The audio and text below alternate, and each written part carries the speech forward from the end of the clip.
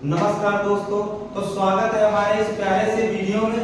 आज हम आपको बताने वाले हैं कक्षा 10। तो कक्षा 10 के जो बहुविकल्पी क्वेश्चन लेकर आ रहे हैं 2018 से 2025 के बीच, ये सारे क्वेश्चन यूपी बोर्ड में आए हुए प्रश्न हैं। ये हम बहुविकल्पी क्वेश्चन जो भैया लेकर आए हैं, इस क्वेश्चनों के माध्यम से हम आपको बताएंगे और हम आपसे वादा करते हैं कि हम आपको 95 प्लस, साइंस में जो है 95 प्लस नंबर दिलवाएंगे। बात समझ में आ गई? लेकिन मेहनत आपकी होगी और हमारी भी मेहनत होगी। जब दोनों लोग मेहनत करेंगे तो नंबर 95 प्लस आपके आना ही आना तय है। तो देखते हैं नंबर पहला क्वेश्चन जो है, संयोजन अभिक्रिया क्या है, यानी कि संयोजन अभिक्रिया क्या है, इसका एक उदाहरण बताओ। तो कार्बन का वायु में जलना, जिंक की सल्फ्यूरिक अम्ल से अभिक्रिया, कैल्शियम कार्बोनेट तथा हाइड्रोक्लोरिक की अभिक्रिया, ग्लूकोज की ऑक्सीजन के साथ अभिक्रिया।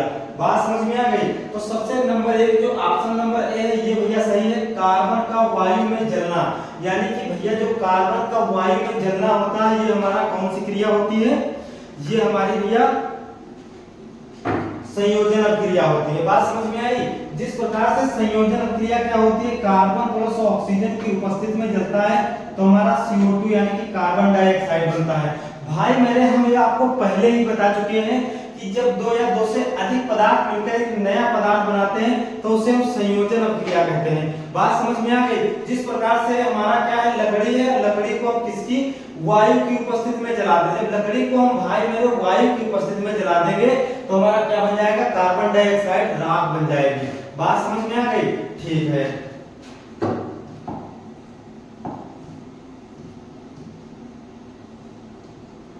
जब धातुएं जल के साथ अभिक्रिया करेंगी तो कौन सी गैस उत्सर्जित होगी?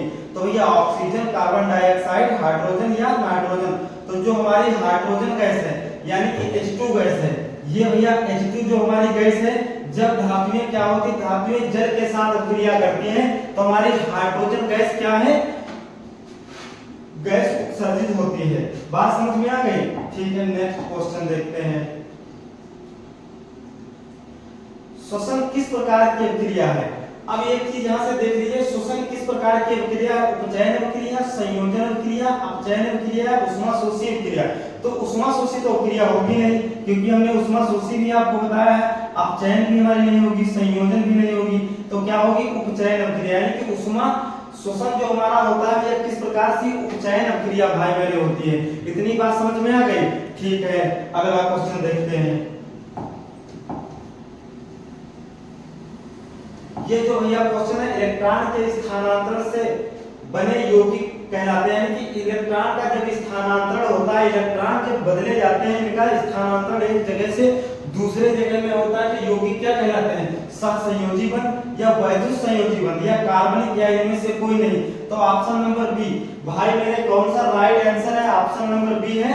ये क्या कहलाएगा, वैद्युत संयोजी बंध कहलाते हैं। यानी कि जब इलेक्ट्रॉन का स्थानांतरण होता है तो इससे बने यौगिक हमारे भैया क्या कहलाते हैं, वैद्युत संयोजी बंध कहलाते हैं। बात समझ में आ गई है?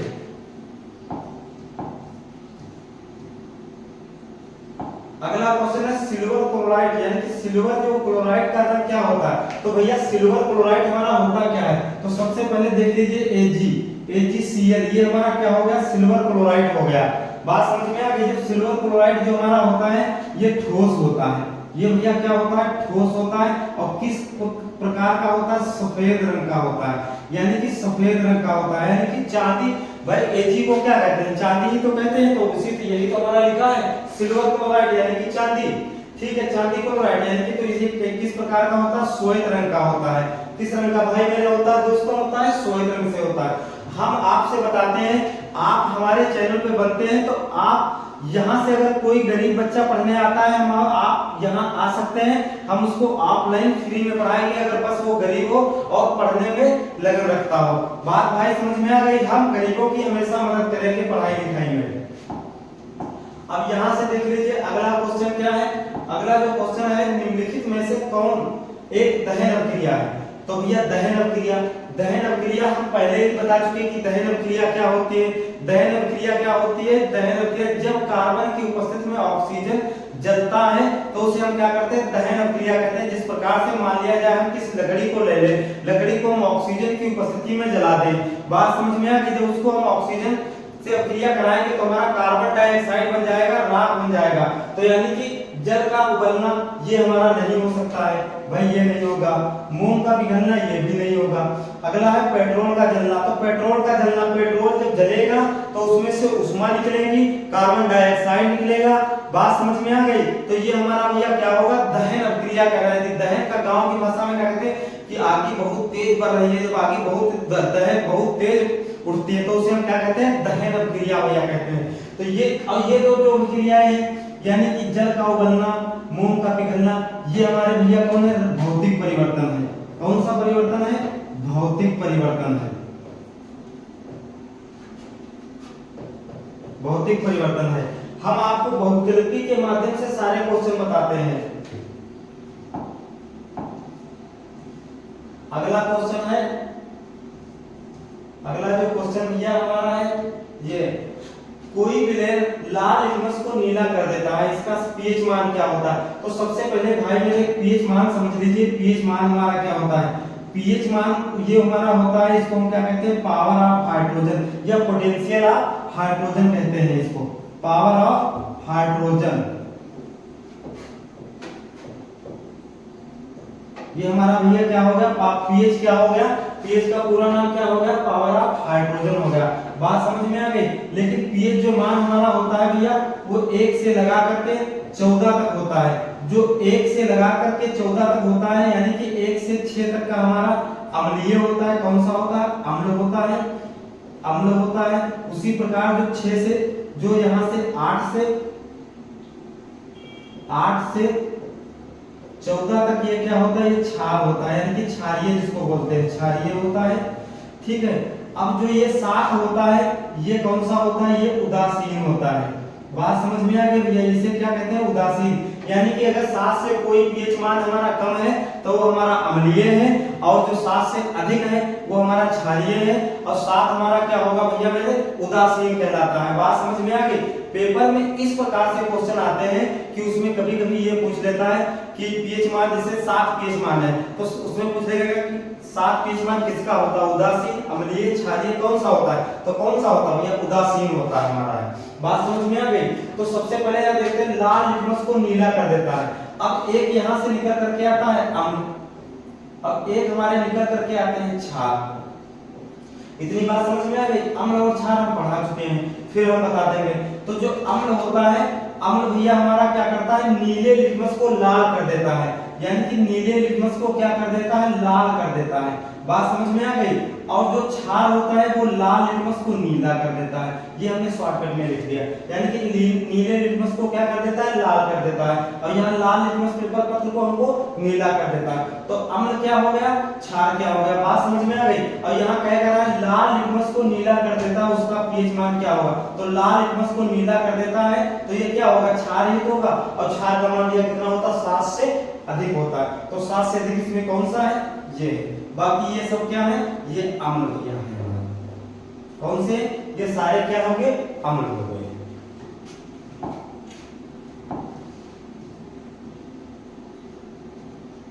सल्फर डाइऑक्साइड का जलीय विलयन होता है, अम्लीय होता है, क्षारीय होता है, उदासीन होता है या उभयधर्मी होता है। तो जो सल्फर डाइऑक्साइड का जलीय विलयन भैया होता है ये हमारा कौन सा होता है, अम्लीय होता है। सल्फर डाइऑक्साइड का ये हमारा क्या है, अम्लीय होता है, यानी कि इनका मान 7 से हमारा कम होता है। बात समझ में आ गई।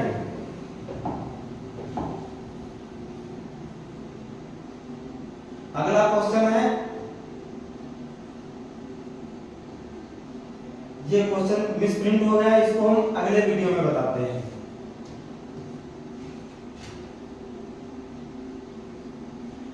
यहाँ से फिर क्वेश्चन आ गया है, जो हमने अभी आपको बताया है अम्ल क्या होता है, क्षार क्या होता है, ये सब गत वर्षों में आए हुए प्रश्न भैया है केमिस्ट्री के। कल हम जब लेकर आएंगे तो बायो के लेकर आएंगे, उसी तरह फिजिक्स के लेकर आएंगे। डेली की डेली वीडियो आपको हम दिलाते रहेंगे। तो उसी प्रकार क्षारीय विलयन क्या होता है, हमने अभी क्या बताया, क्षार जो भैया होता है, क्षार का 7 से ज्यादा होता है। कितना होता है, 7 से ज्यादा होता है। तो तो शून्य होता है, सात होता है, 7 से कम होता है या 7 से अधिक होता है। तो ऑप्शन नंबर क्या है? डी। जो ऑप्शन नंबर डी है ये हमारा करेक्ट आंसर है। अगर किसी भी बच्चे को, मेरे भाई या बहन को समझ में नहीं आता है तो कमेंट करके हमको बता सकता है कि ये चीज हमको समझ में नहीं आई है, हम फिर उसको बता देंगे। एक बार नहीं 20 बार बता देंगे, क्योंकि पेपर आपको वहां देना है, नंबर आपको लाना वहां पर है, नंबर लाना ही लाना है, इतनी बात समझ लीजिए।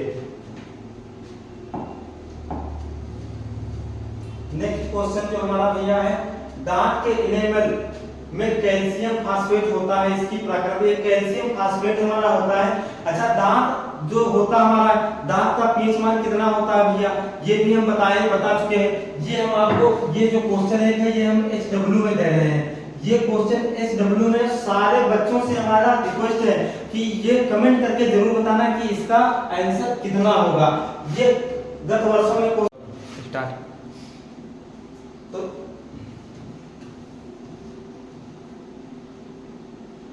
अगला ये जो क्वेश्चन है, पाचन के दौरान उत्पन्न जठर रस का पीएच मान क्या होगा। अच्छा, पाचन भैया हमारे शरीर में होता है, बात समझ में आई। ये जो हमारा क्वेश्चन है, पाचन के दौरान उत्पन्न जठर रस, ये हमारा जठर रस होता है, इसका पीएच मान हमारा क्या होता है? तो 7 से कम होता है, 7 से अधिक होता है, 7 के बराबर होता है या 0 के बराबर होता है? तो भैया 7 से कम होता है। अच्छा, जठर रस हमारा होता क्या है? ये अम्लीय होता है, इसे हम क्या कहते हैं? अम्ल कहते हैं। और अम्ल जो हमारा भैया होता है उसका मान क्या होता है? 7 से कम होता है, क्योंकि 7 वाला तो हम बता चुके हैं, ये हमारा उदासीन होता है और उसके ऊपर छालीय हमारा छाल होता है।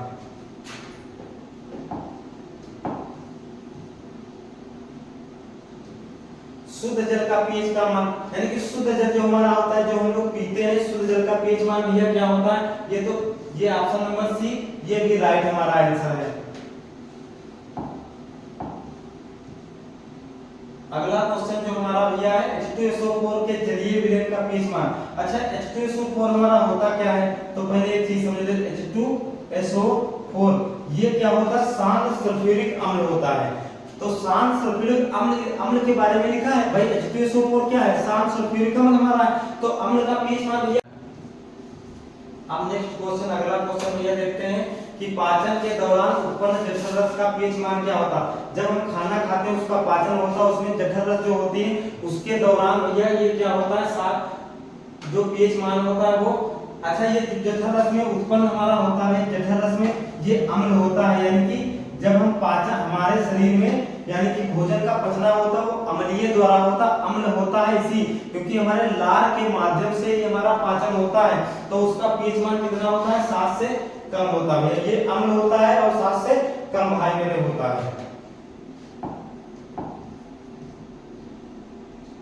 अगला क्वेश्चन ये हमारा है, शुद्ध जल का पीएच मान कितना होता है? तो भाई मेरे शुद्ध जल का पीएच मान 7 हमारा होता है।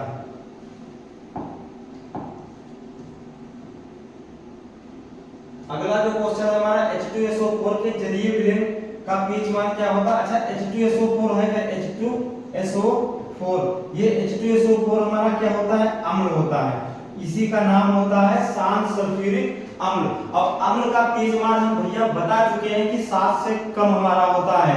7 जो होता है वो क्या होता है? उदासीन कहलाते हैं। तो ये हमारा क्या है भैया?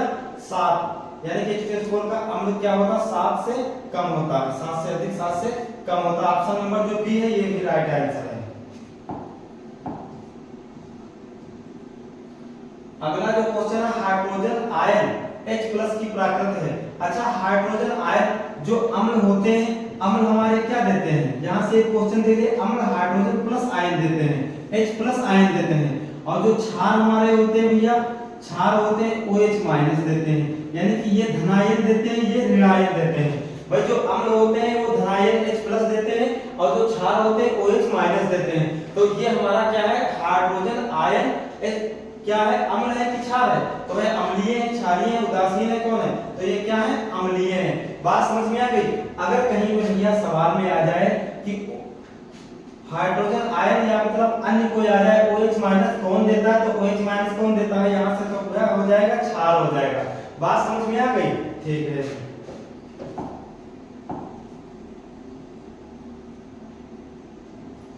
जल को जीवाणु रहित बनाने के लिए उपयुक्त पदार्थ। अच्छा, जल को जीवाणु रहित बनाने में भाई जल जो है, जल को जीवाणु रहित बनाने में उपयुक्त धावन सोडा, फिटकरी, बेकिंग सोडा या विरंजक चूर्ण।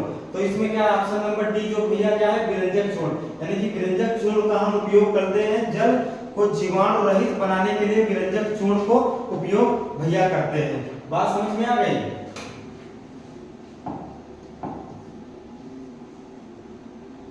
अगला क्वेश्चन है, एक विलेन में हाइड्रोक्साइड का आयन। ये क्वेश्चन मिसप्रिंट हो गया है, इस क्वेश्चन को अगले वीडियो में बताएंगे। हाँ, अगला क्वेश्चन जो निम्नलिखित में से अम्लीय लवण क्या है। अच्छा, अम्ल क्या होता है, क्षार क्या होता है, हमने आप हाँ, अब ये क्वेश्चन देखते हैं। ये जो हमारा क्वेश्चन उदासीन घोल का पीएच मान क्या होता भैया, तो उदासीन हमारा क्या होता है, हमने अभी आपको बताया जिसका मान 7 होता है, ये हमारा भैया क्या कहलाता है, उदासीन कहलाता है। क्या कहलाता है भाई मेरे, उदासीन कहलाता है। तो उदासीन कितना है, 7, यानी कि इसका पीएच मान कितना है, 7 हमारा है। अगला जो क्वेश्चन हमारा शून्य पीएच वाला विलेन कहलाता था अम्लीय, क्षारीय, उदासीन, इनमें से कोई नहीं तो क्या कहलाता, अम्लीय, यानी कि 0 से 6 तक का ये क्या होते हैं, सारे अम्ल होते हैं भैया। कौन से होते हैं, अम्ल होते हैं।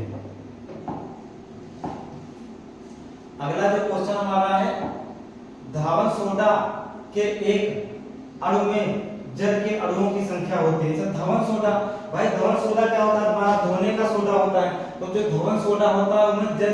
अगला भैया क्वेश्चन है, पीएच मान 8.5 वाला विलेन है, तो 8.5 हमने आपको बता रखा है कि 8.5 कौन होता है, क्षारीय होता है। तो यहाँ क्षारीय ऑप्शन नंबर ए जो हमारा राइट आंसर भैया मेरे है। ठीक है, अब यहाँ से अगला क्वेश्चन अम्लीय विलेन, तो अम्लीय विलेन क्या है, 7 हमारा अम्लीय विलेन है। अगला हमारा क्वेश्चन है, सल्फ्यूरिक अम्ल का हाइड्रोजन परमाणु, सब बता चुके हैं, तो दोबारा टाइप करेंगे, सल्फ्यूरिक अम्ल में अम्लीय हाइड्रोजन परमाणुओं की संख्या होती है। जो सल्फ्यूरिक अम्ल होता है उसमें हाइड्रोजन होते हैं, यानी कि H2SO4। शांत सल्फ्यूरिक अम्ल भैया सूत्र हमारा होता है H2SO4, तो इसमें हाइड्रोजन की संख्या कितनी है, 2। तो ये ऑप्शन नंबर क्या है हमारा, 2 सही है। यानी कि शांत सल्फ्यूरिक अम्ल जो होता है इसमें हाइड्रोजन की संख्या भाई मैंने बता रहा है, तो ये क्या है, हाइड्रोजन की संख्या, तो हाइड्रोजन की संख्या कितनी है, 2। ये ऑप्शन नंबर 1 जो राइट आंसर हमारा है।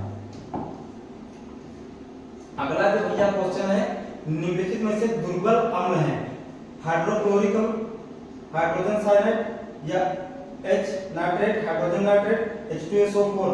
तो ये जो हमारे दुर्बल अम्ल, अच्छा दुर्बल अम्ल क्या होते हैं, प्रबल अम्ल क्या होते हैं हमारे भैया। तो दुर्बल अम्ल जो हमारे होते हैं ये, यानी कि हाइड्रोक्लोरिक अम्ल हो गया हमारा, हाइड्रोजन साइनाइड हो गया हमारा, हाइड्रोजन नाइट्रेट हो गया, H2SO4 हो गया। अब हम कहीं बीच में भूल गए ना।